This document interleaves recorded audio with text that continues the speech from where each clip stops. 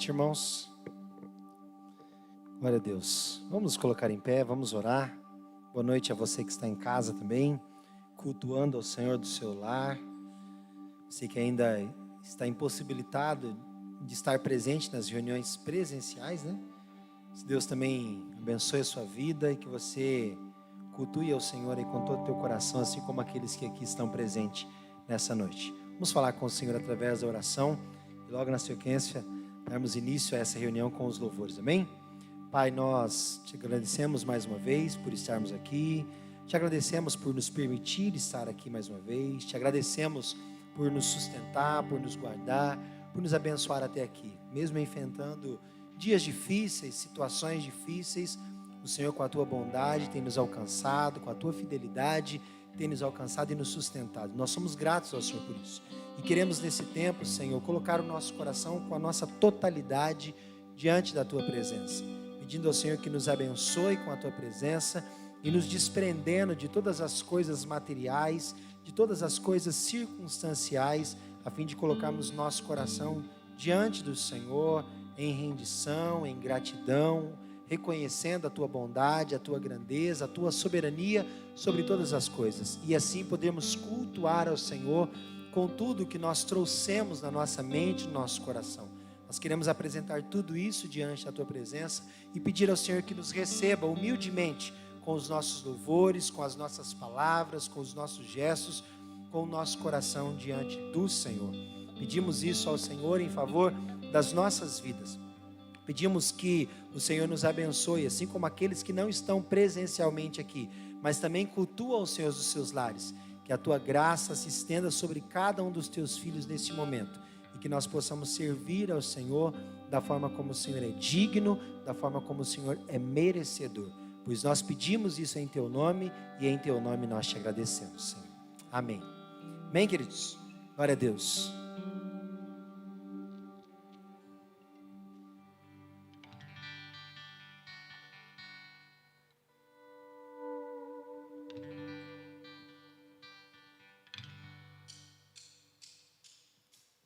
Ouve a nossa oração, Senhor, e recebe glória e louvor. Sonda o nosso coração, guia-nos por teu amor. Todo dia seja o meu viver para te honrar. Minhas atitudes todas para te louvar. O caminho que Jesus aponta, sim, por ele vou seguir, revelar o teu amor por onde eu for. Todo dia seja o meu viver para te honrar. De tudo que tenho recebido vou compartilhar. Dedicar os meus talentos, minha vida para abençoar, revelar o teu amor por onde eu for. Ouve a nossa oração, Senhor, e recebe glória e louvor. Sonda o nosso coração, guia-nos por teu amor. Ouve a nossa oração, Senhor, e recebe glória e louvor.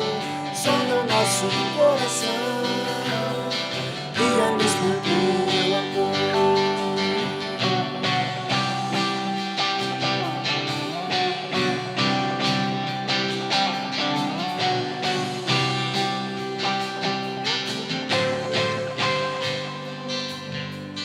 Todo dia seja o meu viver para te honrar. Minhas atitudes todas para te louvar. O caminho que Jesus aponta, sim, por ele vou seguir, revelar o teu amor por onde eu for. Todo dia seja o meu viver para te honrar. De tudo que tenho recebido vou dedicar os meus talentos, minha vida para abençoar, revelar o teu amor por onde eu for. Ouve a nossa oração, Senhor, e recebe glória e louvor. Sonda o nosso coração, guia-nos pro teu amor. Ouve a nossa oração, Senhor, e recebe glória e louvor. Sonda o nosso coração, guia-nos pro teu amor.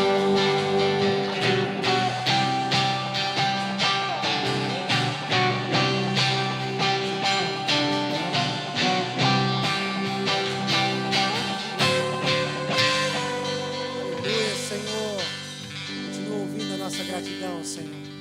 Nós queremos continuar bendizendo o teu nome. Aleluia. Em todo o tempo.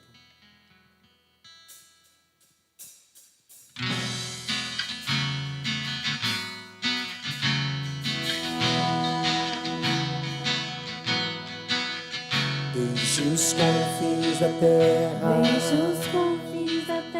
no mais profundo mar, nas alturas do céu, louvado é dentro dos corações, em meio a um clamor, nasce esta canção, e os povos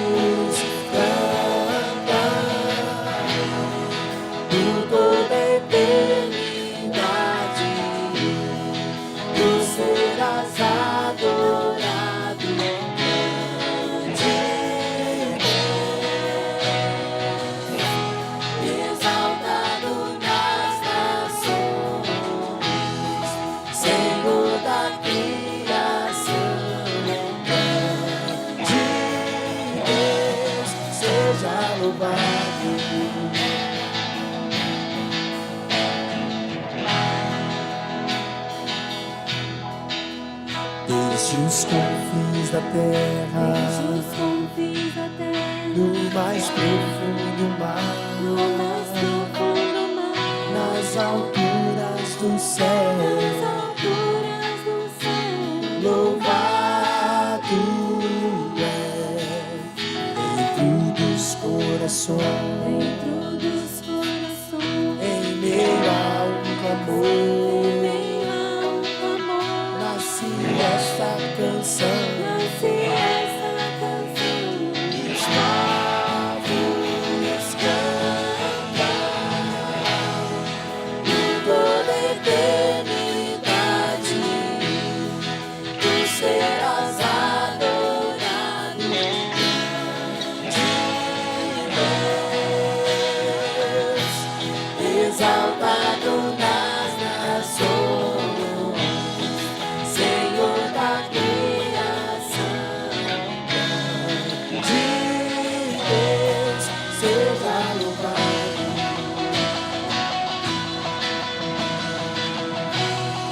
Por toda a eternidade,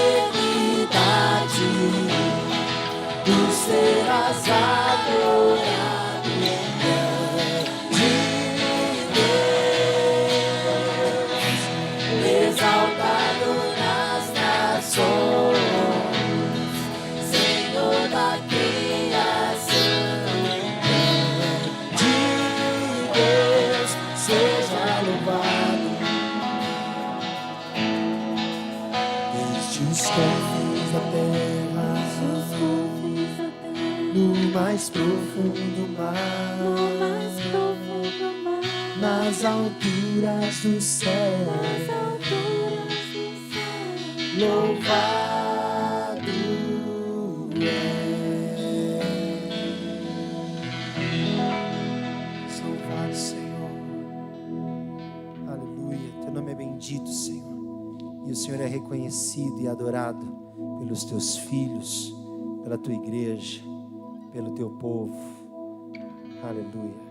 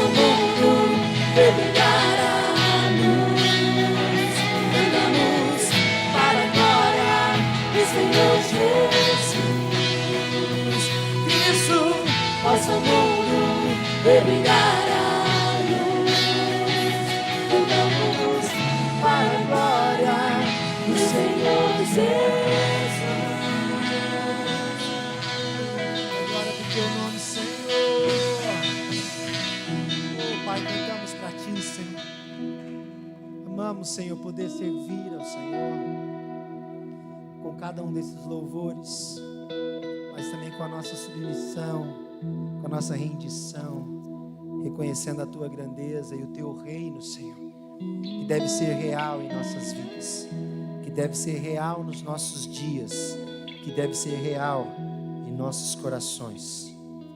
Teu reino.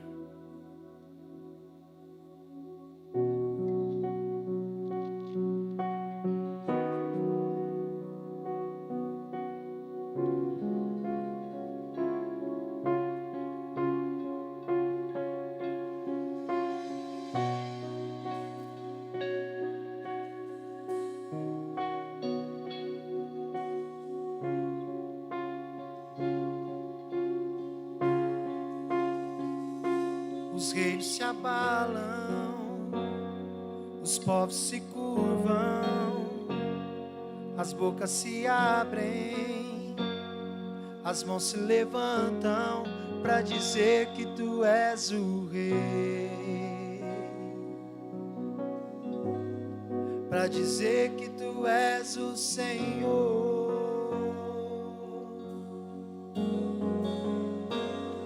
Os reinos se abalam, os povos se curvam, as bocas se abrem, as mãos se levantam para dizer que tu és o Rei. Para dizer que tu és o Senhor. Teu reino é sempre eterno, firmado em misericórdia, justiça e igualdade, bondade e fidelidade. Tua igreja te adora. Tua igreja te adora.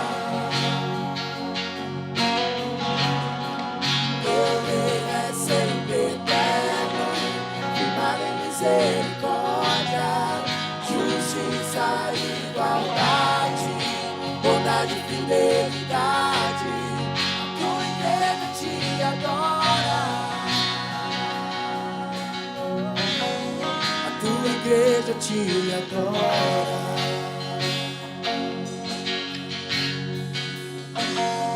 Os reinos se abalam, os povos se curvam, as bocas se abrem, as mãos se levantam para dizer que tu és o Rei. Para dizer que tu és o Senhor. Os reinos se abalam, os povos se curvam, as bocas se abrem, as mãos se levantam para dizer que tu és o Rei. Para dizer que tu és o Senhor. Para dizer que tu és o Rei. Para dizer que tu és o Senhor. Para dizer que tu és o Rei. Para dizer que tu és o Senhor. Teu reino é sempre eterno, firmado em misericórdia, justiça e igualdade, bondade e fidelidade. Tua igreja te adora.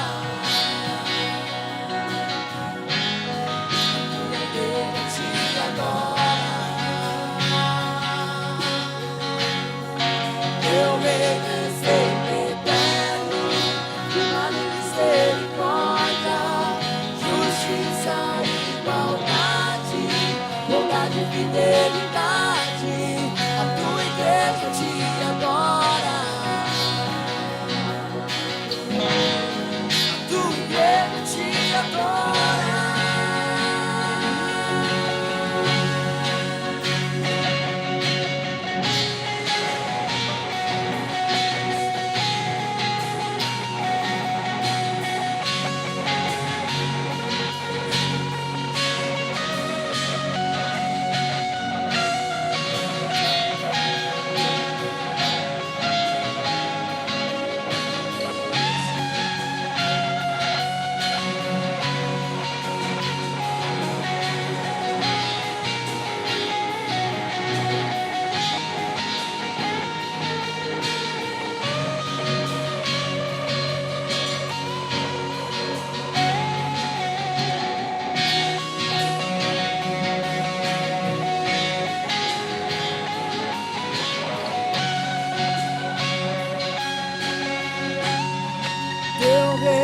Sempre eterno, firmado em misericórdia, justiça e igualdade, bondade e fidelidade. A tua igreja te adora. A tua igreja te adora.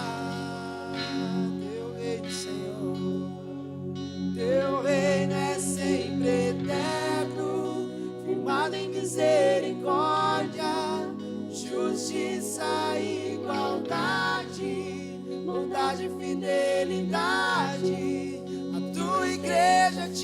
adora. A tua igreja te adora. Adore ao Senhor. Adore ao Senhor com as suas palmas, com as suas mãos, com os seus lábios, com a tua adoração, com o teu reconhecimento. Adoramos o teu nome, Senhor. Adoramos a tua grandeza, a tua santidade, Senhor. Não existe outro que se compare a ti, Senhor. Tão supremo, tão grande, tão magnífico, tão poderoso, inigualável, incomparável é o Senhor. Aleluia. Aleluia, Senhor.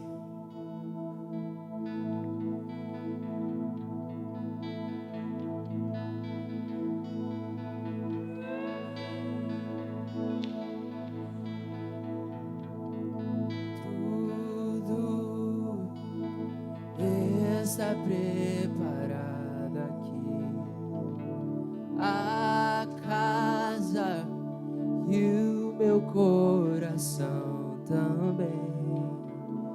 Tu és o único motivo que me fez chegar.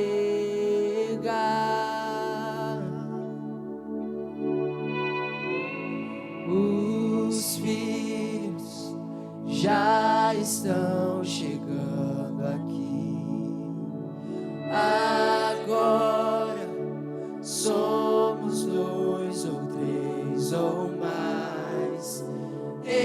Encontro meu coração disposto a queimar por ti.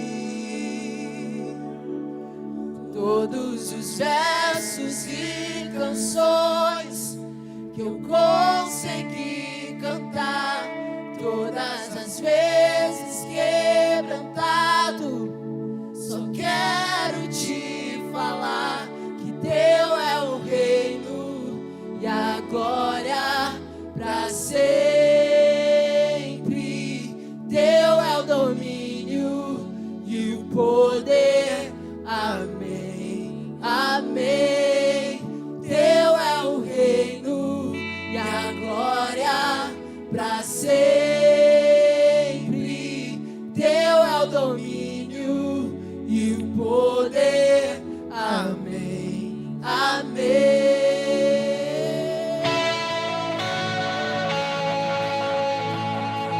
Teu é o domínio pra sempre.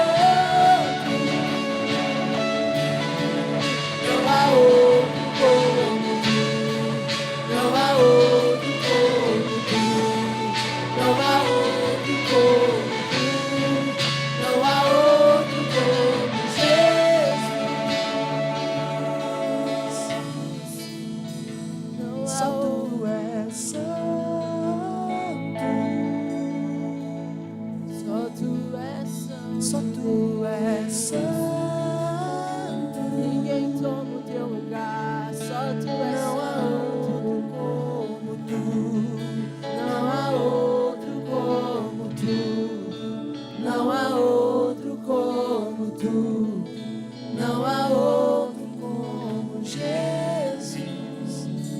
Nós estamos diante desse Deus Santo, adorando a Ele, engrandecendo a Ele. Quando adoramos, reconhecemos todas as qualidades que pertencem somente a Ele. Um Deus Santo, um Deus incomparável, um Deus inigualável. Não há ninguém que pode ser comparado a esse Deus que nós servimos, a esse Deus que nós adoramos. E é diante dele que nós prestamos o nosso culto, a nossa adoração e o reconhecimento através dos nossos corações. E como parte desse tempo de adoração, nós queremos entregar a Deus as nossas ofertas, os nossos dízimos. Como um discípulo, como um filho que ama o Pai. Como um filho, como um discípulo, como um servo que obedece aos seus ensinamentos e que é comprometido com o reino de Cristo, com a palavra de Cristo, com o Senhor dos Senhores. Você que está aqui presente nessa noite, você tem a liberdade de fazer isso nesse tempo, enquanto o diácono traz o gasofilácio à frente, de devolver os seus dízimos e contribuir com as suas ofertas. E você que está em casa, também pode servir ao Senhor desta forma, usando as contas bancárias para adorar a Ele, para engrandecer a Ele, para se comprometer e honrar com o compromisso que você assumiu com Cristo. Enquanto nós declaramos isso novamente: só Tu és santo,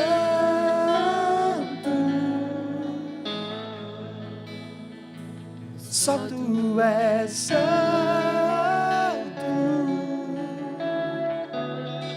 não há outro como Tu, não há outro como Tu, não há outro como Tu, não há outro como Jesus, só Tu és santo,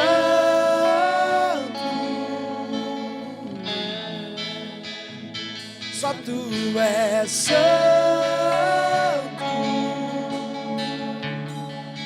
não há outro como Tu, não há outro como Tu, não existe outro como nosso Deus. Só Tu és santo, só Tu és santo, somente Tu és Senhor. Não há outro como Tu, não há outro como Tu, tão grande, não há outro tão digno, tão poderoso, tão excelente, não há outro que fazes. Só Tu és santo, só Tu és santo, não há outro como Tu, não há outro como Tu,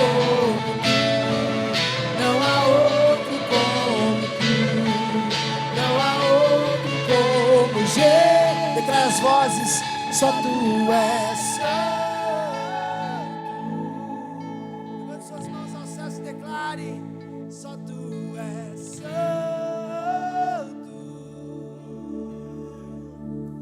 não há outro como Tu, não há outro como Tu, não há outro como Tu, não há outro como Jesus, só Tu és santo,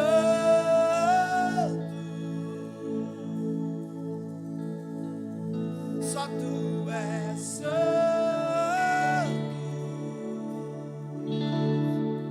não há outro como Tu, não há outro como Tu, não há outro como Tu, não há outro como Jesus. Aleluia. Aplauda ao Senhor mais uma vez. Aplauda a santidade, a grandeza, aleluia, a excelência desse Deus todo santo, todo poderoso. Nós te amamos, nós te adoramos, Senhor. Glória a Deus. Aleluia.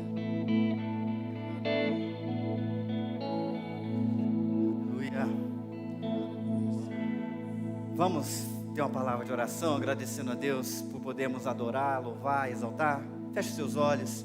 Senhor, muito obrigado, ó Pai, por o Senhor nos permitir adorar o Senhor.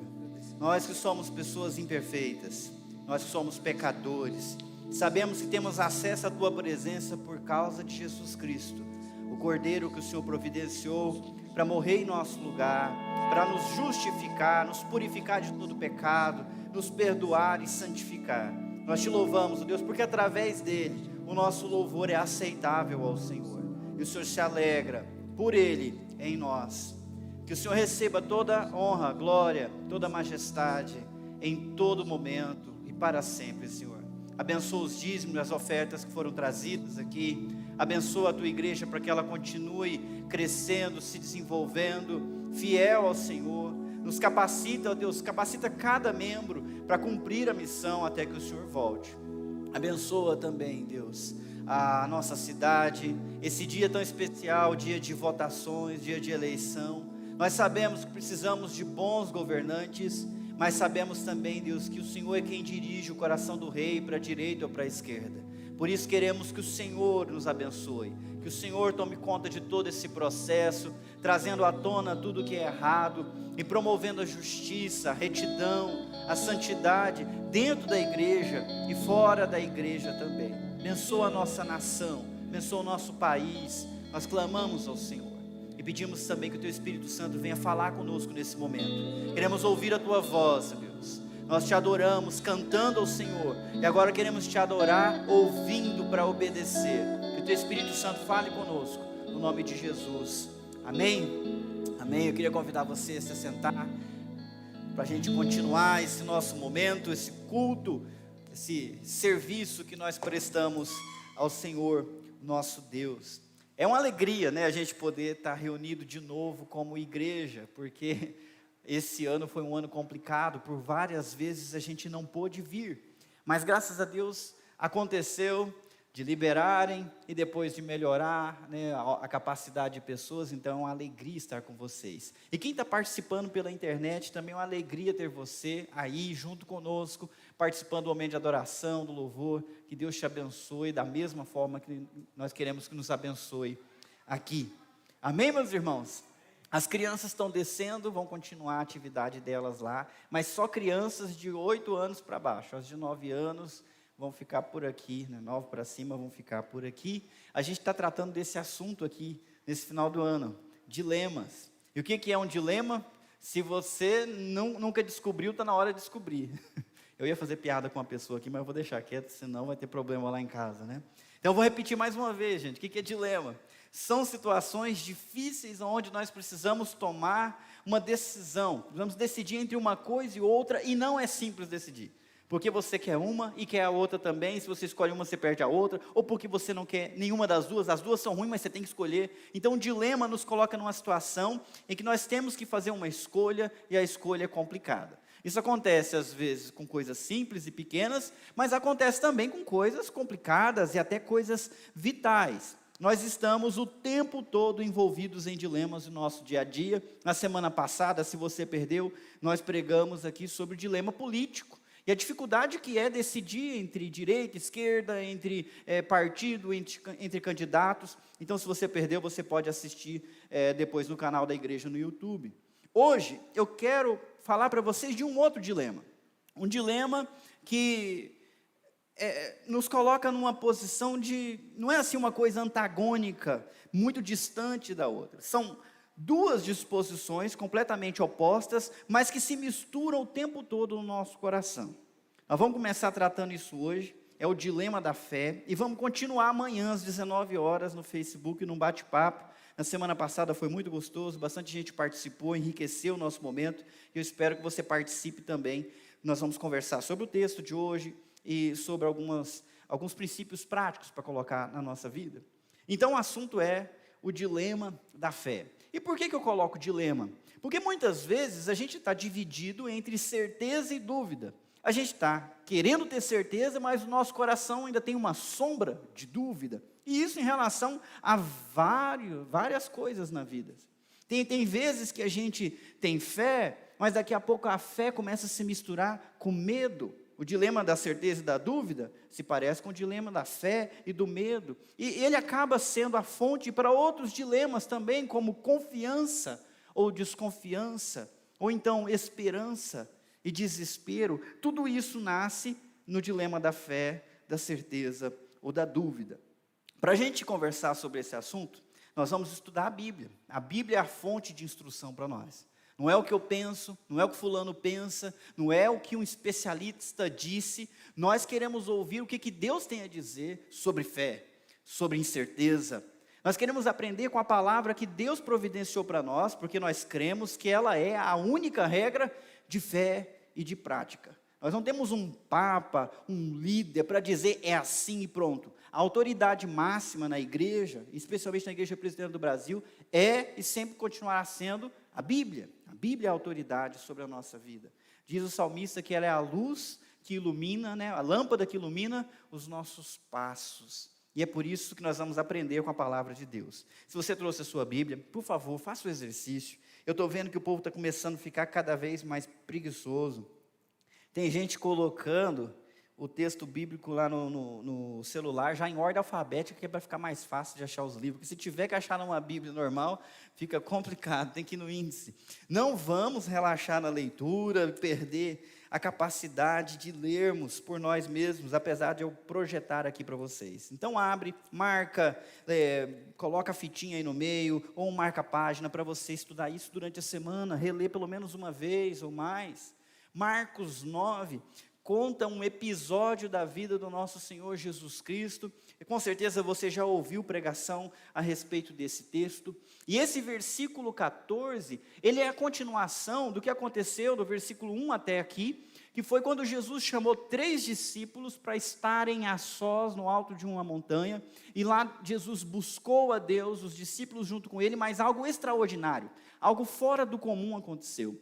As vestes de Jesus começaram a ficar resplandecentes, brancas como nenhum lavandeiro seria capaz de fazer. E apareceram 2 pessoas, aparentemente já tinham morrido há muito tempo, Moisés e Elias, e conversavam com Jesus. Os discípulos ficaram tão assustados, os 3 que estavam lá, que falaram até sem entendimento, vamos fazer uma tenda para cada um, vamos ficar aqui porque é tão bom. A glória de Deus se manifestou no alto daquela montanha, e uma voz do céu disse, esse é o meu filho amado, ouçam ele. E depois de tudo isso, acabou, desapareceu Jesus. Não contem para ninguém o que aconteceu aqui, até que o Filho do Homem ressuscite dentre os mortos. E eles guardaram a informação, mas ficaram discutindo entre si o que ele estava querendo dizer ressuscitar dos mortos, porque eles não entenderam nada dessa parte do ressuscitar. Quando eles desceram, nós encontramos o versículo 14. Vocês vão ler para mim, onde está em destaque, e assim a gente vai pegar praticamente todo o resto do capítulo. Ao voltarem para junto dos outros discípulos, viram que estavam cercados por uma grande multidão e que alguns mestres da lei discutiam com eles. Quando a multidão viu Jesus, ficou muito admirada e correu para cumprimentá-lo. Sobre o que discutem? Perguntou Jesus. Aqui a gente já começa a entrar no texto, e quando eu destaco uma palavra para vocês, é porque essa palavra é importante, pelo menos pela explicação que eu vou fazer hoje. Então guarda esse verbo que se repetiu 2 vezes aqui nesses 3 versículos. Discutiam. Eles estavam discutindo com os discípulos de Jesus, e Jesus viu a discussão e perguntou a respeito do que era a discussão, porque Jesus achou importante tratar dessa discussão junto com eles. O texto continua, versículo 17, um dos homens na multidão respondeu, mestre, eu lhe trouxe meu filho que está possuído por um espírito impuro, que não deixa falar. Sempre que o espírito se apodera dele, joga-o no chão, e ele espuma pela boca, range os dentes e fica rígido. Pedi a seus discípulos que expulsassem o espírito impuro, mas eles não conseguiram. Olha só como é que a história é dramática. Vamos continuar mais um pouquinho. Jesus lhes disse, geração incrédula, até quando estarei com vocês? Até quando terei de suportá-los? Tragam o menino para cá. Bom, agora eu vou fazer uma pausa, a gente já cobriu bastante, vários versículos, então vamos lá. Perceba que temos uma situação criada. tem um pai que trouxe até Jesus um filho que era possuído por um demônio. E esse demônio possuía ele e fazia ele ficar rolando no chão, rígido, numa situação muito estranha, e colocava ele numa situação muito complicada. Esse pai veio com toda certeza na esperança de finalmente arranjar uma solução para o problema. Só que Jesus não estava. Jesus estava no alto da montanha com 3 discípulos. Então ele apresentou o menino para os outros 9. Mas eles não foram capazes de expulsar aquele demônio do menino, apesar de já terem recebido de Jesus autoridade para fazer isso alguns capítulos antes. Jesus já tinha enviado eles de 2 em 2, dizendo: expulsem os demônios, curem os enfermos e proclamem a mensagem do reino. Eles foram, fizeram, e quando voltaram, falaram: Jesus, até os demônios se submetem a nós através do teu nome. Uau! Então o que está acontecendo aqui? Alguma coisa diferente aconteceu, e isso gerou uma grande discussão, porque eles não conseguiram expulsar esse demônio. Os mestres da lei estavam ali, discutindo com os discípulos de Jesus a respeito disso. E quando Jesus tomou par da situação, quando ele perguntou, e o próprio pai respondeu: eu trouxe, aconteceu isso, e eles não conseguiram ajudar, Jesus começou a lidar com a situação. E quando Jesus tomou par da situação, ele chama isso de incredulidade. Pelo jeito, Jesus sofre ao lidar com a incredulidade. Não é a primeira vez que Jesus tem que lidar com a incredulidade das pessoas.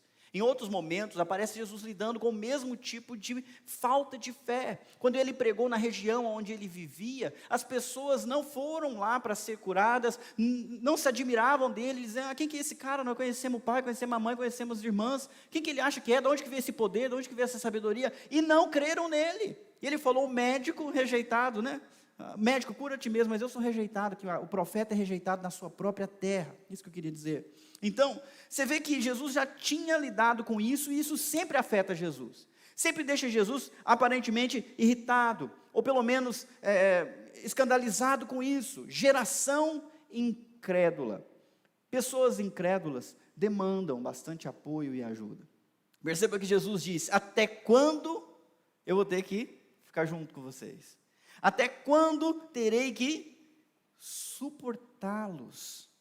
E não é assim no sentido de suportar, né? Ou tem que aguentar esse ronco do meu marido, tem que aguentar essa mania da minha esposa. Não é nesse sentido de ter que aguentar uma dificuldade, é de ficar sustentando, vivendo como suporte para alguém que não consegue andar pelas suas próprias pernas. Já era momento dessas pessoas terem mais fé. Quando alguém é incrédulo, isso traz muito prejuízo para a sua vida, porque ela demanda apoio, demanda ajuda incessantemente, e não se emancipa nunca. Agora, a respeito de quem Jesus está falando? Será que Jesus está falando que a geração incrédula são os 9 discípulos que não conseguiram expulsar os demônios? Alguns teólogos acham que sim.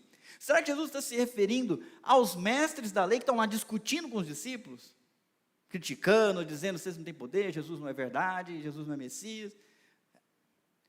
O que vocês acham? A ou B? Eu gosto de fazer essa pergunta porque o povo sobe no muro e não desce nunca mais, né? Jesus está falando dos discípulos. Jesus está falando dos mestres. Olhem só o que Jesus escolheu para falar. Ele poderia falar discípulos incrédulos, mestres e escribas fariseus incrédulos, mas ele não escolheu essa palavra. Ele escolheu a palavra geração. Geração incrédula. E esse termo geração demonstra para nós que o problema da incredulidade extrapola a vida de um indivíduo e se espalha por toda a sociedade.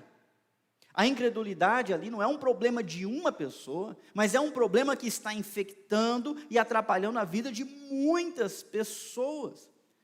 Eu pensei: será que uma geração pode ser mais incrédula do que outra? E a resposta para essa pergunta é: sim, evidentemente. Nós temos época na história de Israel em que as pessoas buscavam a Deus, temeram a Deus e tiveram a prosperidade e bênção de Deus.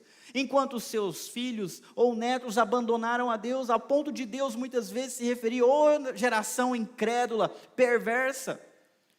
Deus libertou o povo dele do Egito, trouxe eles através do Mar Vermelho, do deserto, mas Deus abriu mão de toda aquela geração, porque era uma geração incrédula. Desde o primeiro dia, o que eles faziam sempre? Oh, que vida! Ah, nós vamos morrer aqui. Deus tirou a gente para matar a gente aqui na beira do mar, podia ter matado a gente lá mesmo. Aí Deus abriu o mar, eles passaram. Ah, não tem comida. E quando Deus mandou o pão do céu todo dia, nós estamos cansados desse pão. Sempre reclamando, sempre uma perversidão estampada no seu jeito de falar, no seu jeito de criticar a liderança de Moisés, de criticar a direção, de questionar tudo. Deus falou, eu cansei, vocês não vão entrar na terra prometida, os seus filhos vão entrar por conta disso. Então sim, uma geração pode ser mais incrédula do que a outra. Isso se retroalimenta dentro da sociedade. Será que a nossa geração é uma geração crédula? Ou é uma geração incrédula? E você dentro dessa geração, será que você está sendo influenciado por isso? Ou você tem sido uma influência positiva dentro dessa sociedade incrédula, como eu acredito que é? Uma geração pode ser mais incrédula do que outra. Nós já percebemos isso várias vezes. Agora, para a gente entender o que é fé e o que é incredulidade, mais uma vez a gente tem que ir para a Bíblia. A Bíblia é a resposta e ela nos ensina muito claramente o que é uma coisa e o que é outra. Vamos começar com o que é fé. Na Bíblia toda, só há um lugar onde há a definição do que é fé. E se você não sabia, agora você anota. O que é fé? Fé não é um sentimento religioso. A minha fé é a fé católica, a minha fé é a fé protestante. Não, isso é a sua religião, o seu credo, a sua confissão. Mas fé não é isso. A única definição de fé que eu acredito é essa que está em Hebreus capítulo 11, versículo 1. E eu vou querer que vocês leiam todo o versículo junto comigo. Vamos ler juntos? Vamos lá. Ora, a fé é a certeza de coisas que se esperam, a convicção de fatos que não se veem. Se a gente vai para uma outra tradução da Bíblia, a Bíblia Viva, a tradução é a seguinte: é a convicção segura de que alguma coisa que nós queremos vai acontecer. É a certeza de que o que nós esperamos está nos aguardando, ainda que o não possamos ver adiante de nós. Então, fé tem a ver com certeza. Nós temos ali um verbo dizendo é a certeza, definida. Fé é igual certeza, certeza é igual convicção. E isso extrapola a espiritualidade. Quando o capítulo 11 continua explicando o que é fé, e o que a fé fez pelas pessoas que tiveram fé, nos dá vários exemplos. Eu vou citar aqui para vocês. Abel ofereceu a Deus um sacrifício melhor do que o seu irmão Caim. Por quê? Porque ele deu um cordeiro e o outro deu produto da terra. Não, por quê? Por causa da fé. A convicção dele ajudou ele a oferecer um sacrifício melhor do que o do seu irmão. Enoque andou com Deus e já não existia, porque Deus o levou para si, por causa da sua fé. Noé foi um homem de fé. Cita também Abraão, que deixou os seus parentes e seguiu por um caminho que ele não conhecia, seguindo a instrução de um Deus que ele também não conhecia, porque ele acreditou. Ao acreditar, ele teve certeza de que aquele era o caminho certo a seguir, creu e foi. A fé se traduziu em obediência, em direção, em uma caminhada ao desconhecido. Isaac, o filho dele também, agiu pela fé, quando abençoou os seus filhos, Isaac abençoou Jacó e Esaú. E a vida deles se desenrolou exatamente como a bênção que o pai tinha dado. José, pela fé, pouco antes de morrer, falou que o povo seria liberto do Egito e que era para levar os ossos dele para serem enterrados na terra onde ele cresceu. Isso aconteceu gerações depois, mas pela fé ele acreditou que isso aconteceria e tomou essa decisão. Moisés agiu pela fé, o pai e a mãe de Moisés o protegeram de ser assassinado logo no começo, porque acreditaram que aquele menino tinha um chamado especial. O povo, quando saiu do Egito, saiu pela fé de que Deus lhes daria uma terra prometida. Foi pela fé que as muralhas de Jericó caíram, sem ninguém dar nenhuma marretada naqueles muros. Fé.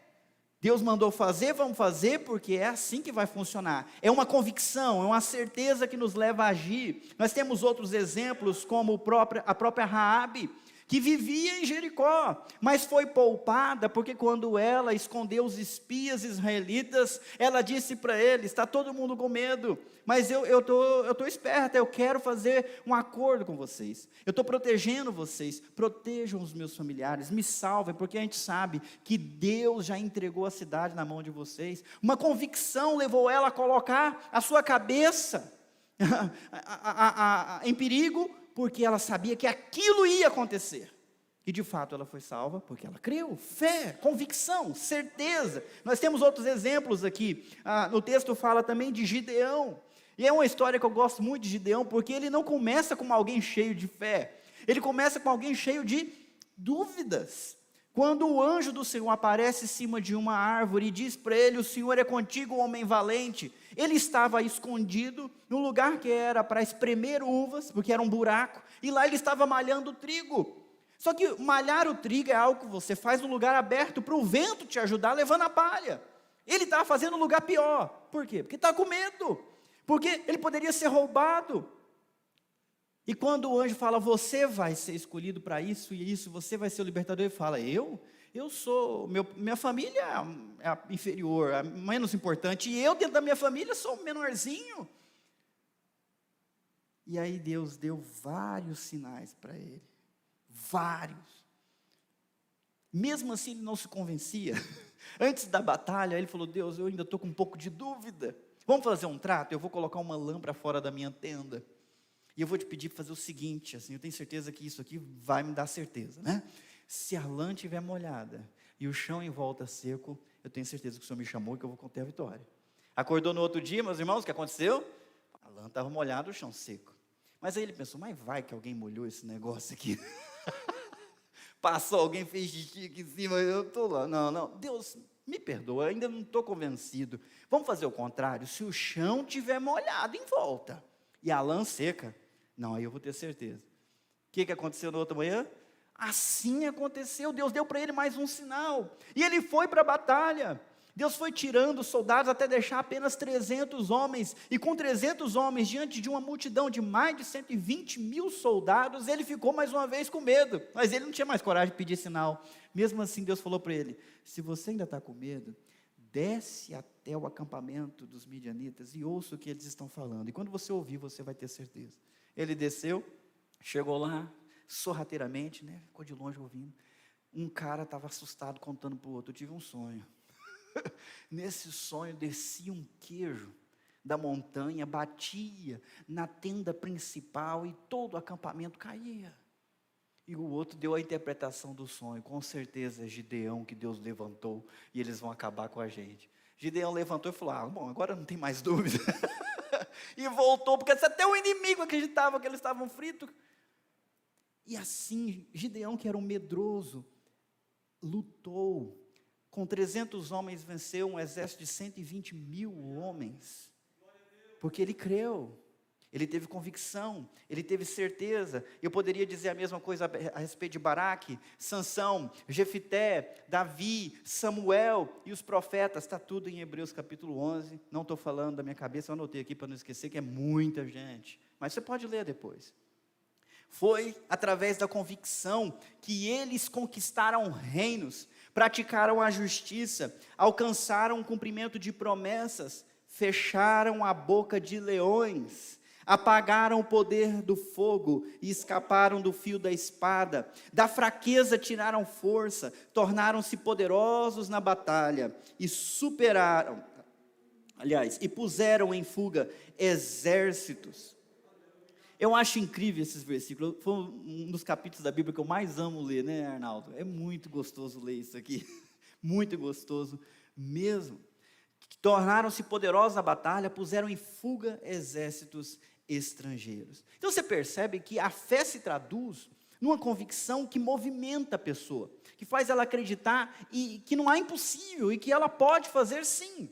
Fé é uma convicção. É importante que você entenda isso de maneira geral. Não é apenas um aspecto ligado à religião, mas qualquer convicção que sirva de força motivadora em alguma direção que precisa ser tomada, isso é fé. Isso é fé.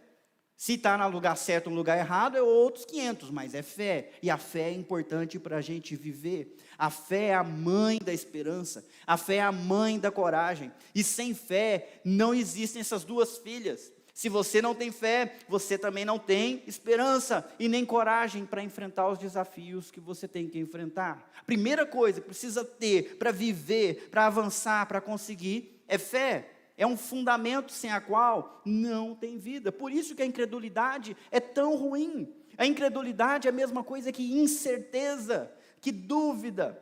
E isso paralisa as pessoas, trazendo muitos prejuízos. Vamos voltar para a nossa história. Jesus tinha pedido para trazer o menino. Jesus reclamou daquela geração incrédula que dava sempre trabalho para ele. Ele tinha que estar fazendo as coisas por elas, porque elas não eram capazes de crer. Elas não eram capazes de aceitar o reino de Deus e descansar e fazer o que precisava ser feito, porque estava sempre duvidando, sempre duvidando. E aí trouxeram. Então trouxeram o menino. Quando o espírito impuro viu Jesus, causou uma convulsão intensa no menino e ele caiu no chão, contorcendo-se e espumando pela boca. Jesus perguntou ao pai do menino: há quanto tempo isso acontece com ele? E a resposta? Desde que ele era pequeno, respondeu o pai. Então é claro que ele já não é pequeno mais. Nós estamos falando de um adolescente, de um rapazinho. E ao imaginar essa situação, eu vejo esse pai como alguém exemplar. Assim como eu admiro pessoas da nossa comunidade, como a Yolanda, por exemplo, que cuidaram da sua mãe doente, e depois que ela morreu, continuou cuidando agora do irmão que tem síndrome de Down, que já está uma idade muito avançada para quem tem esse tipo de doença, e continua cuidando, e o problema está ali e continua cuidando. Esse pai, com esse problema tão sério, que extrapolava a capacidade médica da época, que é um problema espiritual, um demônio possuía o garoto, ele não desistiu do garoto. Ele continuou lutando pelo garoto, continuou cuidando do garoto, tentando impedir que ele fosse morto na água ou no fogo, como a gente vai ver daqui a pouco. Então esse é um exemplo de pai cuidando de um filho problemático durante toda a vida. É um tipo de problema que exige gente de fibra forte, gente de convicções fortes. E esse pai é um pai de convicções fortes. Nós já percebemos no versículo 17, quando Jesus perguntou: o que vocês estão discutindo? Foi o pai que pediu a palavra e disse: mestre, eu lhe trouxe o meu filho. Quem foi lá buscando salvação e libertação? O pai. Ninguém empurrou ele para lá. Ele quis ir. Ele pegou o filho: vamos atrás de Jesus, para ele poder fazer alguma coisa por você, e levou o seu filho que estava possuído até o pai, até Jesus, me desculpa. Então eu acho impressionante que esse homem era sim um homem de fortes convicções. Uma pessoa com fracas convicções não aguentaria esse rojão durante muito tempo, não, e ele aguentou. E aí ele diz mais: muitas vezes o Espírito lança no fogo, na água, e tenta matá-lo. Tenha misericórdia de nós e ajude-nos, se puder. E agora nós já temos um se. Agora nós já temos uma incerteza, uma dúvida. O pai que começou com convicção, em algum momento, sua fé foi atacada, e agora essa convicção já não é tão forte mais. Eu pergunto para vocês: vocês sabem quando a convicção deu lugar para a incerteza? Quando que foi atacada? Entre a saída da casa e agora ele está falando com Jesus, em que momento ele perdeu? Em que momento essa fé que ele tinha foi balançada e se tornou dúvida? A resposta: será que foi quando os discípulos foram incapazes de exorcizar o menino? Não, esse foi um fato. Na realidade, a incredulidade dele começou a nascer diante daquela discussão sobre a impossibilidade. A discussão sobre a impossibilidade dos discípulos e, por conseguinte, de Jesus, é que foi o processo que levou ele a pensar, talvez não, né? Então não dá. Eu achei que dava, acho que agora não dá mais. Estão dizendo que Jesus não é poderoso, estão dizendo que os discípulos deles são charlatões, estão dizendo que eles não conseguem, então eu acho que não consegue mesmo. Se puder, eu pergunto para vocês, a incredulidade é um obstáculo para Jesus? O que Jesus não crê, né? Não é um obstáculo para Jesus. Então, será que a incredulidade é um obstáculo somente para os incrédulos? Com certeza.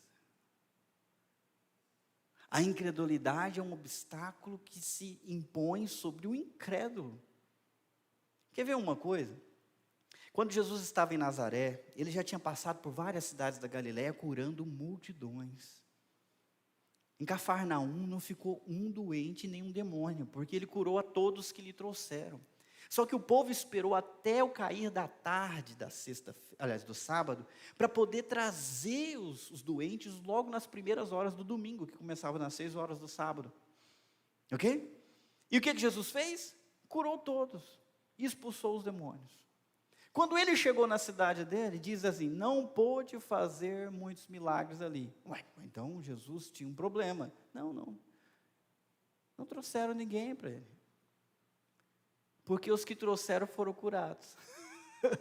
Os poucos que vieram, receberam sua graça e o seu favor porque creram. Mas o resto da cidade se escandalizou dele. Então a incredulidade é um obstáculo para quem não crê. Para a pessoa que não acredita. Uma vez que a pessoa pensa que não é possível, ela vai dizer, não adianta tentar. Isso, gente, vale para tudo. Tudo na sua vida. Se em fé é impossível dar qualquer outro passo. Sem acreditar que é possível, você sequer tenta. Como é que uma geração se torna incrédula? E a resposta está justamente na discussão. Pensamentos pessoais dentro da sua cabeça ou compartilhados sobre ideias concebidas sobre o que é impossível, o que não dá, vão contaminando a nossa capacidade de crer e destruindo ela. Por exemplo, você ouve, o Brasil não tem jeito, o que você começa a pensar? Todo político é corrupto, todo político é corrupto, o que começa a acreditar? Vocês entendem? Então, tudo que a gente se deixa contaminar por ideias do que é impossível, é isso que infecta a nossa mente e nos coloca grandes limites para a gente não poder avançar. Jesus respondeu, se puder. Perguntou Jesus, tudo é possível para aquele que crê. Como assim, se puder? E a afirmação, a gente tende a espiritualizar ela, mas eu queria que você entendesse ela de maneira geral. Tudo é possível para aquele que crê. Isso é uma verdade. Quem acredita que é possível, pensa, eu só preciso encontrar um meio, porque eu sei que é possível. Vocês estão entendendo? Quem não acredita que é possível, fala, não é possível. Não há o que fazer. Olha a diferença. Se você pensa, é impossível ser feliz, o que você vai fazer? Se é impossível, não tem o que fazer. Agora, se você acredita que é possível ser feliz, por exemplo, só dando um exemplo, você só precisa descobrir como, porque é possível. Existe uma maneira. Se é possível, existe uma maneira. Então, fé e incredulidade são um dilema pernicioso, complicado, que nós precisamos sempre colocar os nossos 2 pés do lado da fé. Quem acredita que é possível não se convence com as impossibilidades. Eu ando lendo alguns livros aí, bem interessantes, e de um cara que já morreu no século passado. Ele teve um segundo filho e esse menino nasceu sem orelhas. E ele pensou, meu Deus, como é que eu crio esse menino? O médico falou, ele nunca vai ser normal. Ele nunca vai ouvir. Pois esse pai pensou, não, eu não vou tratar isso como um defeito. Eu não vou tratar isso como um problema. Eu vou tratar isso como uma oportunidade. Esse menino é mais especial que o outro. E ele falou isso para o menino desde a infância. Você tem habilidades que o seu irmão não tem. Isso não é uma deficiência. Isso é a oportunidade de você aprender o que o seu irmão não vai aprender. Esse moleque se tornou um baita de um cara lá nos Estados Unidos. Por causa do pai, ao invés de falar o que era impossível, começou a colocar na cabeça dele o que era possível. Ele ajudou na pesquisa, que ajudou ele a ouvir. E ele veio ouvir. Acabou desenvolvendo uma tecnologia para ouvir. Vocês estão comigo nisso, gente? Bom, então beleza. Eu acho isso impressionante. A fé é fonte de força e movimento. A dúvida paralisa a pessoa e drena suas forças. Vale para qualquer aspecto da vida. Mais exemplos. Relacionamento. Quem crê que está pronto para casar e que casamento é bom, vai atrás. Quem não acredita nisso,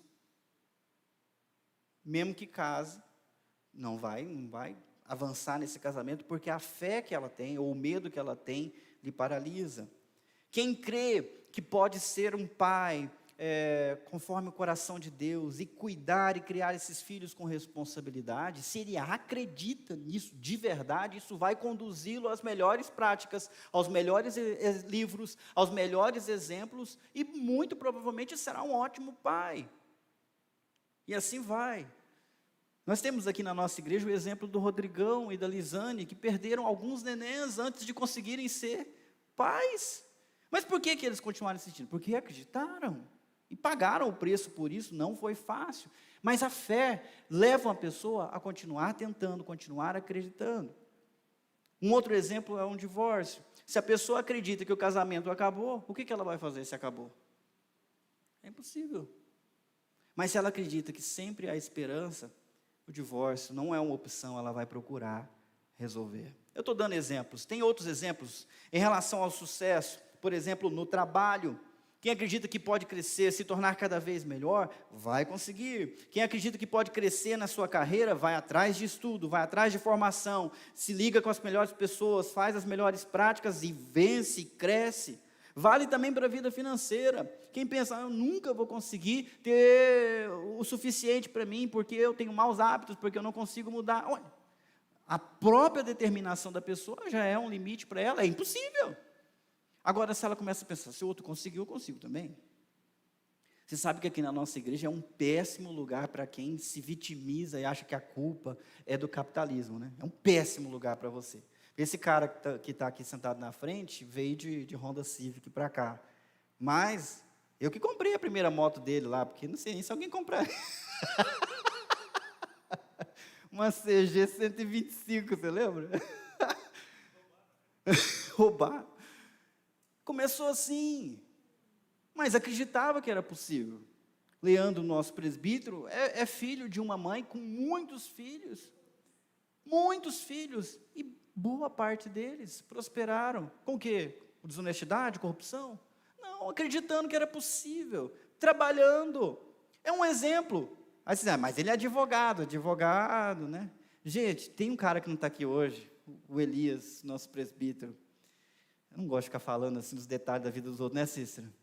Mas o Elias não aguenta ficar parado, não, cara. Ele trabalha à noite, aí não consegue dormir o dia inteiro, então fica arranjando coisa para fazer. Aí ele construiu uma casa, depois construiu outra, depois construiu mais duas. Aí a mulher dele falou, mas e a nossa? A nossa está precisando do segundo andar. Ele olhou, pastor. Aí eu olhei para ele, cara, faz, você gosta de fazer. Né? Você sabe que você deve para mim isso aí, né, Cícero? Que eu incentivei ele. Tá lá, a parte de cima da casa tem uma churrasqueira abençoada, onde eles recebem os seus amigos para comer uma carninha assada. Tá lá, tá construído. E aí, Elias, agora eu parei. Esses dias veio falar, pastor, comprei outro terreno ali em Montemor, estou fazendo lá umas coisas, uns sapatos. Vai ter outra casa daqui a pouco. E o que ele faz? É vigia. Segurança. Eu poderia falar do Arnaldo, poderia falar do Zeca da Núbia. Nós temos tantos exemplos de pessoas aqui que cresceram, prosperaram, porque acreditaram, porque trabalharam, porque se esforçaram, porque não se deixaram convencer. É impossível, eu vou ser sempre explorado pelos outros, eu não consigo avançar. Não, Deus é comigo, vai me dar forças, vou encontrar os caminhos, eu sei que é possível. Isso também vale na saúde, vale em todos os aspectos, no desenvolvimento pessoal e até no desenvolvimento de outros projetos da vida. A irmã Zenete começou o Serviço Social Nova Jerusalém porque acreditou que Deus a tinha chamado para ser mãe de 3.000 crianças, cujos pais, apesar de estar vivos, não eram pais, não estavam vivendo como pais. Não é assim, Zenete? E o serviço social já passou faz tempo de 3.000 alunos. Faz tempo. Tudo começou com crer, com acreditar, com convicção, uma certeza. E isso movimenta, isso leva a alcançar o que deve ser alcançado. Tudo é possível para a pessoa que crê. Se ela crê, ela não vê dificuldade. E se a dificuldade exista, ela não é poderosa para tornar aquilo uma impossibilidade. A fé é um elemento indispensável para qualquer conquista na vida, em todos os aspectos. Aliás, também é no aspecto espiritual, porque Hebreus 11, versículo 6, está escrito que sem fé é impossível agradar a Deus. Então você precisa de fé para viver a tua vida sem Deus, você precisa de fé. E se quiser viver com Deus, também precisa de fé, porque aquele que se aproxima de Deus precisa crer que Ele se torna galardoador, recompensador daqueles que o buscam, como está escrito lá na continuidade do versículo. Isso já deve estar mexendo com o coração de vocês. Pastor, legal, eu preciso de fé, preciso. Então como que eu faço para aumentar a minha fé? Porque ela está pequenininha. Sabe que os discípulos fizeram a mesma pergunta para Jesus uma vez? Jesus, como que a gente faz para aumentar a fé? Acrescenta na nossa fé. E eu vou dar a resposta para vocês, não está nesse texto, mas está em Romanos 10, versículo 17, uma afirmação de Paulo: e assim a fé vem pelo ouvir. Do mesmo jeito que a dúvida vem com a discussão sobre o que é impossível, a fé vem com o pensamento, a reflexão, o ouvir na mente, nos ouvidos, a respeito do que é possível. Simples assim, em qualquer área da tua vida. Não só na área espiritual. Se você dispõe os seus ouvidos para ouvir que é possível, que Ciclano conseguiu, que Beltrano conseguiu, que se Beltrano, eu conseguia falar uns 5 desse jeito, hoje não vai mais, conseguiu, então, não é, pessoal? Às vezes dá uma vergonha, né, porque você cresce dentro de um ambiente, o outro cresceu também na mesma sala, estudou com as mesmas professoras, ruim que você teve, mas pegou e foi longe, voou alto, e você... Aí você pensa, onde é que está a resposta? Morava na mesma rua, frequentava os mesmos lugares. Pelo jeito a pessoa teve mais fé, acreditou, ou pelo menos cuidou melhor da fé, a fim de que ela crescesse, porque a fé vem pelo ouvir. E o texto continua dizendo, ouvir a palavra de Jesus Cristo, em especial. Qualquer coisa boa que você ouvir vai te produzir fé. Se você entrar para uma seita qualquer e começar a ouvir, reunião terça, reunião quinta, sábado, domingo, o que vai acontecer? Você vai começar a acreditar que aquilo é verdade. Como é que alguns deixam a fé protestante para a fé católica? Se permitindo ouvir, até começar a crer. O contrário também é verdade. Aquilo que você ouve acaba capturando a tua mente, o teu coração, e você começa a crer. A fé vem pelo ouvir. E antes que vocês pensem, nossa, então eu vou ter que ouvir muito porque minha fé é muito pequena. Não é necessário muita fé.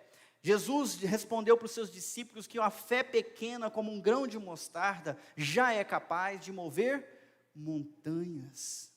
O tamanho da fé não é importante. O importante é que ela exista. Mesmo pequena, ela é poderosa. Vamos continuar a nossa história.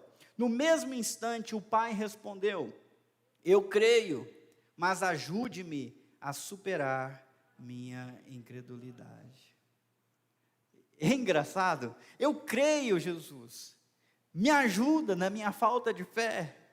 Ou crê ou não crê? Ele estava crendo, mas agora ele estava duvidando. Eu acredito que não há impossíveis, mas não tenho certeza da possibilidade de cura agora. E a crise desse pai, muitas vezes é a crise minha também.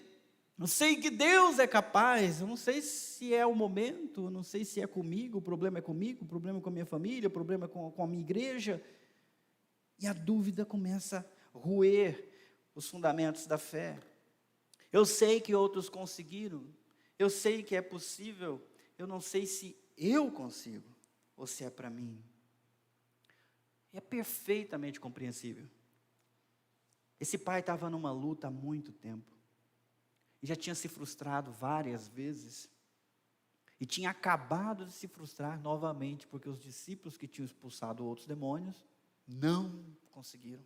Você imagina a frustração dele? Poxa, e agora o que eu vou fazer? Vamos lá, dicas práticas para a gente já conversar amanhã e você colocar em prática na sua vida. Aquilo que você ouve pode destruir ou aumentar a sua fé. Vou repetir. Aquilo que você ouve pode destruir ou aumentar a sua fé. Então coloca guarda no seu coração. Não deixa porcaria entrar lá dentro. Ok? Separe especialmente tempo para a palavra de Deus, porque ela vai aumentar a sua fé.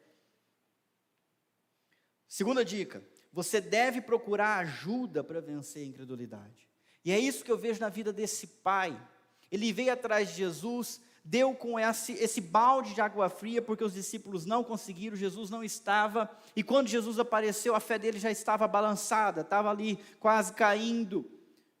Mas ele fala, ele se humilha dizendo, eu creio, mas me ajuda a superar o que ainda tem de incredulidade. Ele pede ajuda, e essa é a dica, você deve procurar ajuda para vencer a incredulidade.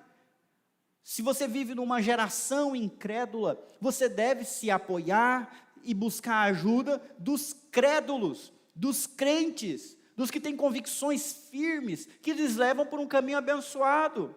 Eu amo fazer parte dessa igreja porque eu sou o tempo todo influenciado por gente assim. É uma pena que a pandemia deixou a gente um pouco isolado, porque basta um encontro com a dona Laide para eu ficar animado e com mais fé. Basta a Zenete trazer um problema aqui na minha sala que eu já fico com mais fé. Por quê? Porque são pessoas crentes. Pessoas que têm uma caminhada de fé há bastante tempo, e quando eu me relaciono com elas, elas me ajudam a superar a minha falta de fé. Procure se relacionar no meio de uma geração incrédula com aqueles que Deus reservou para si, com aqueles que continuam firmes e crendo e servindo a Deus, seguindo o caminho da justiça, da generosidade, da misericórdia, brilhando no meio das trevas. São essas pessoas que você quer que te influenciem. São essas pessoas que vão te ajudar como Jesus ajudou esse pai. Procure ajuda. Eu vou vencer a minha incredulidade sozinho. Siga o exemplo do pai. Se humilha. Busca ajuda. Vou continuar, vamos lá. Quando Jesus viu que a multidão aumentava, repreendeu o espírito imundo, dizendo, espírito que impede este menino de ouvir e falar, ordeno que saia e nunca mais entre nele. O espírito gritou, causou outra convulsão intensa no menino e saiu dele. Você vê a batalha aqui? Jesus deu uma ordem, o espírito maligno, que escravizava a vida do garoto desde a sua pequena infância, estribuchou, rosnou, balançou, não queria ir, mas foi embora, para nunca mais voltar, porque a ordem de Jesus não foi só sair, era sair e não voltar, nunca mais. Deixou o menino como morto, o menino parecia morto, e um murmúrio correu pela multidão, ele morreu. Mas Jesus o tomou pela mão e o ajudou a se levantar, e ele ficou em pé. Eu amo essas histórias. Eu amo ler a Bíblia porque ela mostra para mim mais uma vez que para Deus não haverá impossíveis em todas as suas promessas. Quando o anjo apareceu para Maria dizendo: você vai ser a mãe do Salvador. E ela falou: como pode ser? Eu não sou casada. Como que eu vou ter um filho? O Espírito Santo descerá sobre você e vai cobrir com a sombra. E o menino que vai ser gerado dentro de você não vai ser filho da carne, vai ser filho do Espírito. E ainda disse mais: a sua prima, Isabel, já está velhinha, né? Está grávida no 6º mês, porque para Deus nada é impossível. Era estéril a mulher. A prima dela era estéril. Gente, nada é impossível para Deus. O que é que fica para fora do campo das possibilidades de alguém que tem fé em Deus? O que é que fica lá no campo do impossível? Alguém que crê em Deus pensa: isso aqui eu não consigo fazer, isso aqui não dá. O que que fica nesse campo? O que que a gente coloca lá? O texto é claro: nada. Nada é impossível. Se você tem fé em Deus, não existe essa: isso aqui é impossível de fazer, isso aqui é impossível de acontecer. Nada é impossível. A mulher virgem pode ter um filho espiritual, e a mulher estéril pode ter um filho na velhice, porque para Deus nada é impossível. Agora, com isso, será que eu estou querendo dizer para vocês aquela música, quem acredita, completem para mim, sempre, será que é isso que eu estou ensinando aqui no sermão de domingo? É bom esclarecer, porque vai que tem gente que sai pensando isso, né? Quem acredita sempre alcança. Quem acredita tem mais probabilidade de alcançar, com toda certeza. Isso pode fazer uma pesquisa estatística e vai se comprovar que aquele que acredita tem muito mais chance de conseguir alguma coisa do que não acredita nada, com certeza. Mas não é verdade sempre, porque depende de Deus querer. O texto diz: pois nada é impossível para Deus. E eu acredito nisso sinceramente, mas se eu vou para Marcos capítulo 14, Jesus orando ao Pai antes de ser traído, preso, torturado, condenado e morto, resolveu orar, porque era difícil o momento. Indo um pouco mais adiante, prostrou-se e orava para que, se possível, fosse afastada dele aquela hora. E dizia: Abba, Pai, tudo te é possível. Afasta de mim este cálice, contudo, não seja o que eu quero, mas sim o que tu queres. Então, para Deus não há impossível. É verdade. Mas há uma coisa impossível.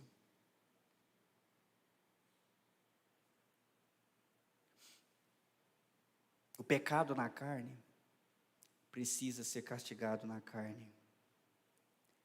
A justiça divina precisa ser satisfeita. O padrão divino precisa ser alcançado, ou todos são condenados. E a palavra de Deus precisa ser cumprida. Qual que é o salário do pecado? E o que nós fizemos? Pecamos.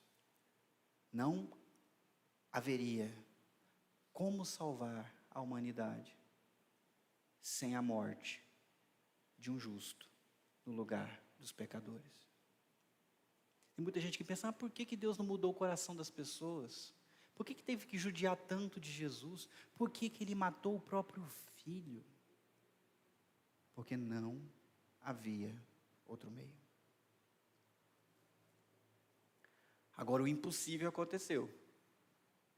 Foi Deus se tornar homem e depois abrir mão da própria vida para se entregar à morte por amor das suas criaturas falidas. Você não vai encontrar uma história como essa em nenhuma religião.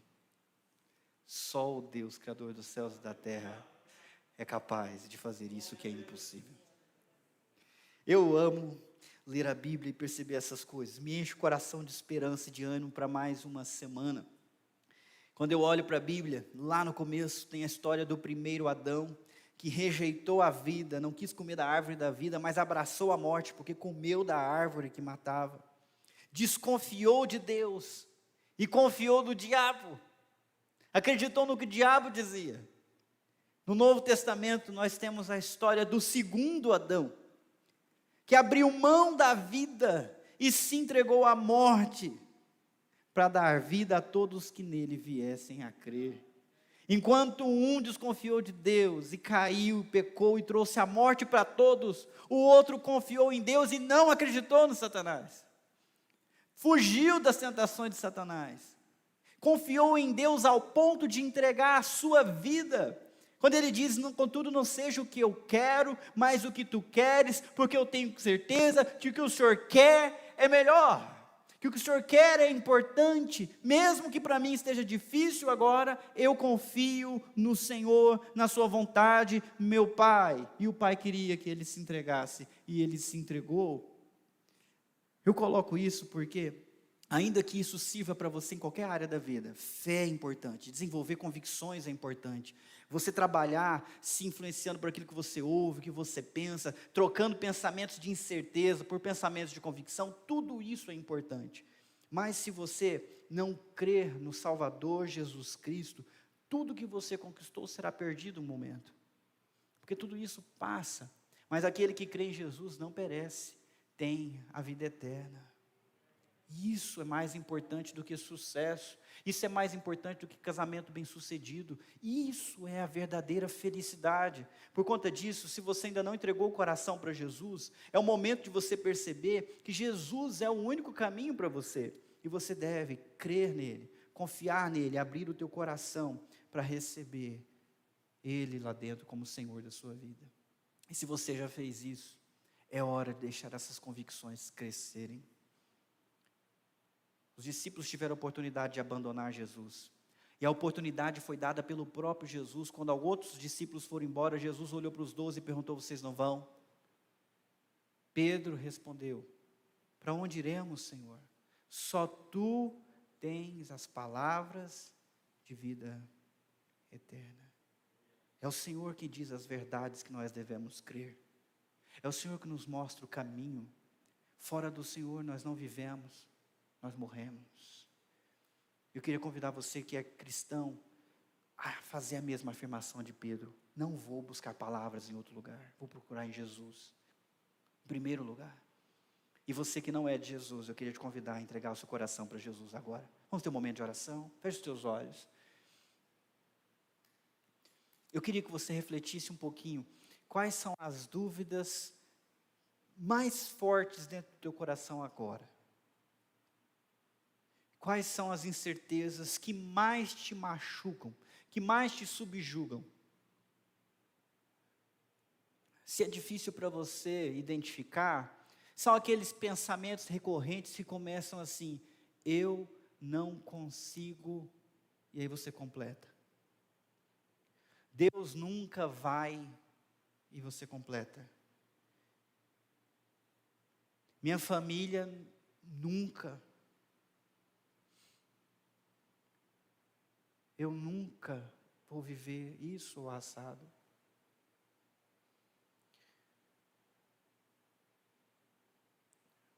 Eu queria que você entregasse isso para Jesus.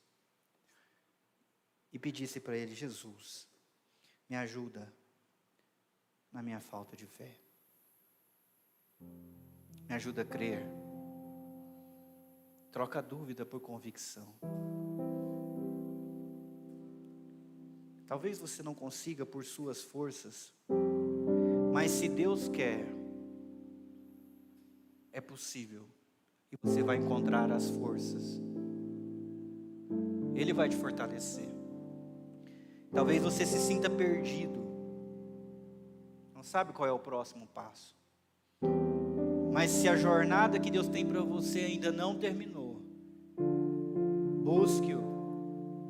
porque o próximo passo existe. Você só não descobriu qual é ainda.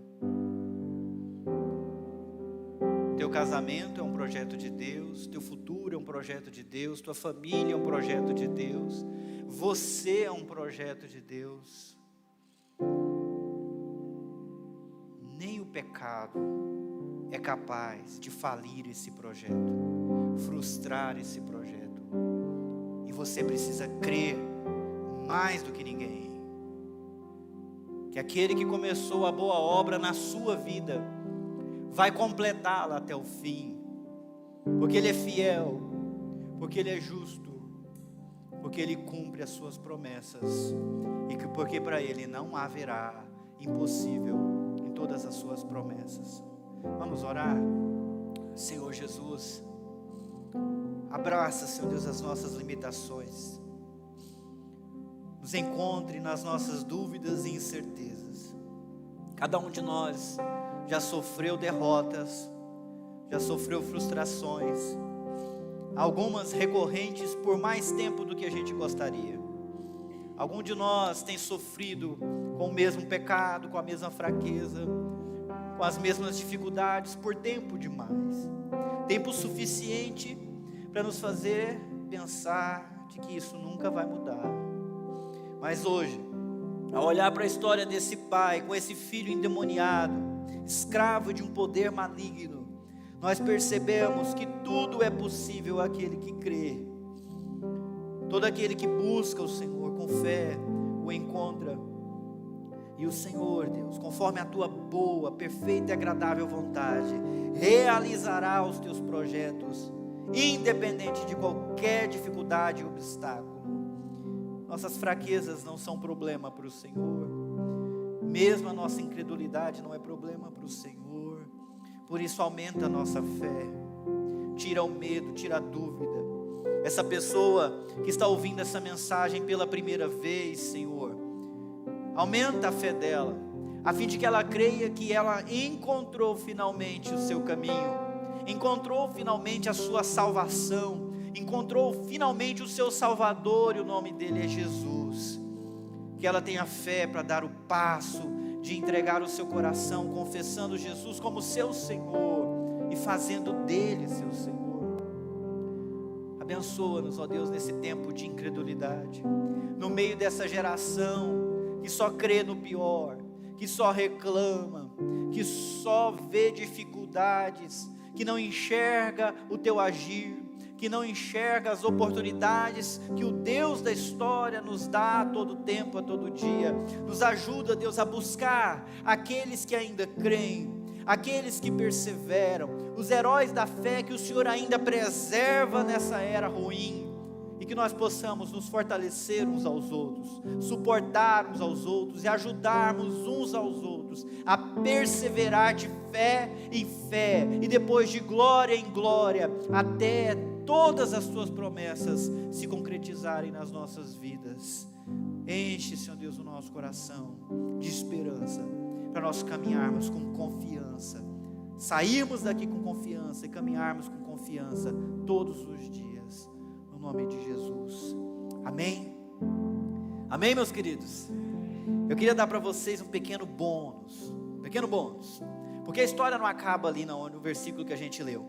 Na realidade, a história ela continua, porque depois desse momento, os discípulos vieram até Jesus, e diz assim o texto: depois, quando Jesus estava em casa com seus discípulos, eles perguntaram: por que não conseguimos expulsar aquele espírito imundo? É uma pergunta muito importante, porque já tinham conseguido antes. Por que não aquele? E Jesus respondeu: essa espécie só sai com oração. Em outras versões também colocam o termo jejum. Tanto oração quanto jejum são duas outras ferramentas importantes que Deus nos dá para crescer a fé.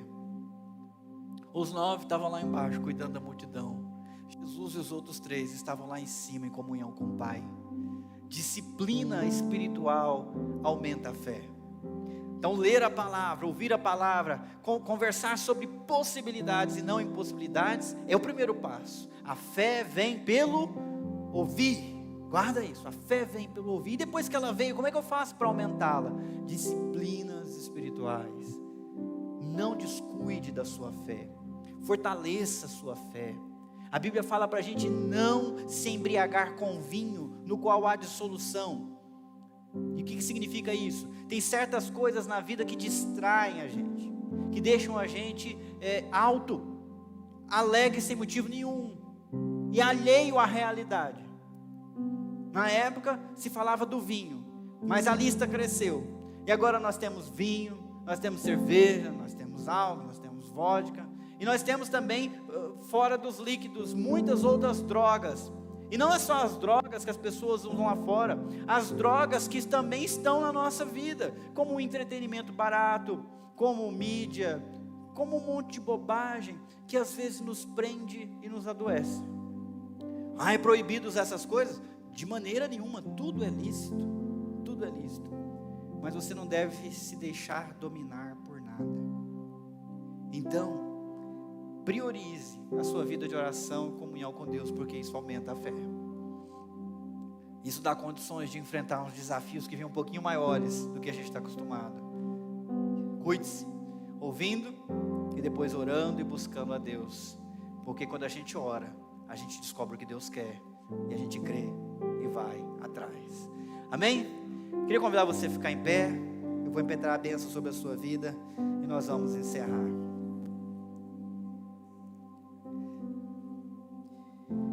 Agora, irmãos, que a graça do Senhor Jesus Cristo, que o amor de Deus o Pai e que o Espírito Santo repouse sobre a vida de cada um de vocês e os fortaleça com convicção, com fé inabalável, com esperança e com ousadia para prosseguir até que Ele volte.